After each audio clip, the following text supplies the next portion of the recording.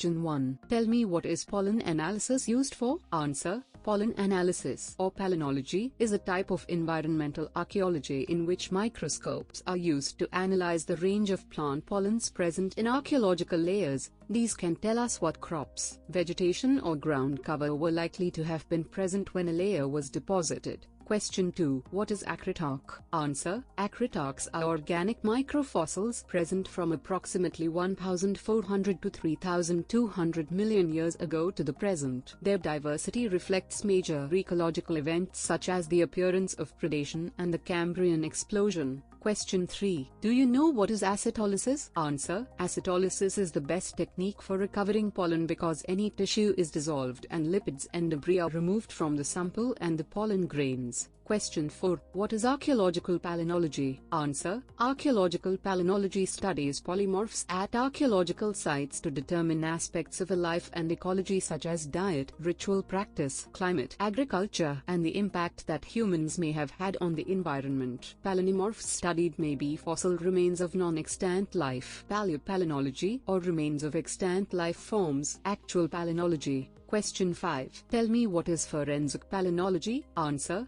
Forensic palynology is the study of pollen and powdered minerals, their identification and where and when they occur to ascertain that a body or other object was in a certain place at a certain time. Question 6. What is scolicodont? Answer. A scolicodont is the jaw of a polychaete annelid, a common type of fossil-producing segmented worm useful in invertebrate paleontology. Scolicodonts are common and diverse microfossils which range from the Cambrian period to the present. They diversified profusely in the Ordovician and are most common in the Ordovician, Silurian and Devonian marine deposits of the Paleozoic era. Question 7. What is orbicule? Answer. Orbicules are small acellular structures of sporopollenin that might occur on the inner tangential and radial walls of tapetal cells. Their function is unclear at this moment. Current consensus is that they are just a byproduct of pollen wall sporopollenin synthesis. Question 8. Tell me what is a palynomorphs? Answer. Palynology is the study of dust or particles that are strewn. A classic palynologist analyzes particulate samples collected from the air, from water, or from deposits including sediments of any age. Question 9. What is sediment? Answer. Sediment is a naturally occurring material that is broken down by processes of weathering and erosion and is subsequently transported by the action of wind, water, or ice, and/or by the force of gravity acting on the particles. For example, sand and silt can be carried in suspension in river water and on reaching the sea be deposited by sedimentation, and if buried this may eventually become sandstone and siltstone, sedimentary rocks.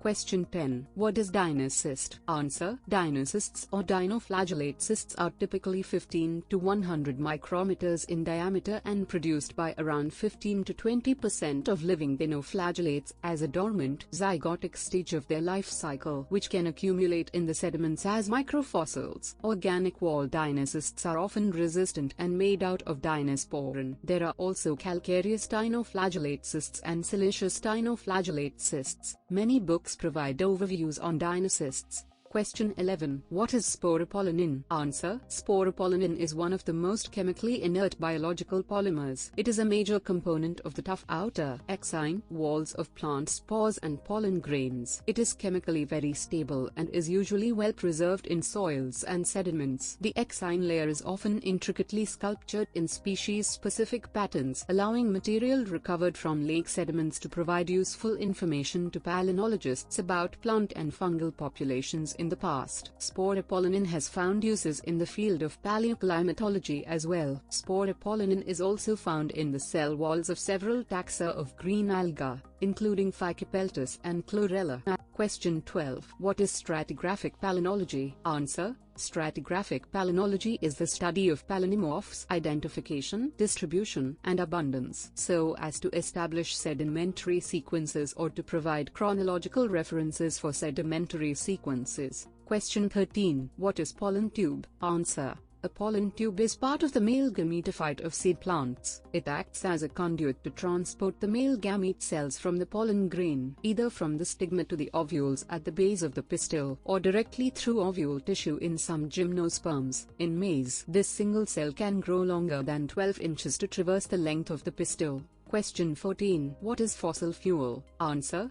Fossil fuels are fuels formed by natural processes such as anaerobic decomposition of buried dead organisms containing energy originating in ancient photosynthesis. The age of the organisms and their resulting fossil fuels is typically millions of years and sometimes exceeds 650 million years. Fossil fuels contain high percentages of carbon and include petroleum, coal, and natural gas. Other commonly used derivatives include kerosene and propane. Fossil fuels range from volatile materials with low carbon-hydrogen ratios like methane to liquids like petroleum to non-volatile materials composed of almost pure carbon like anthracite coal. Methane can be found in hydrocarbon fields either alone, associated with oil, or in the form of methane clathrates. With question 15. What are microfossils? Answer: microfossils are fossils generally not larger than 4 mm and commonly smaller than 1 mm, the study of which requires the use of light or electron microscopy. Fossils which can be studied with the naked eye or low-powered magnification, such as a hand lens, are referred to as macrofossils. Obviously, it can be hard to decide whether or not some organisms should be considered microfossils, as there is no fixed size boundary.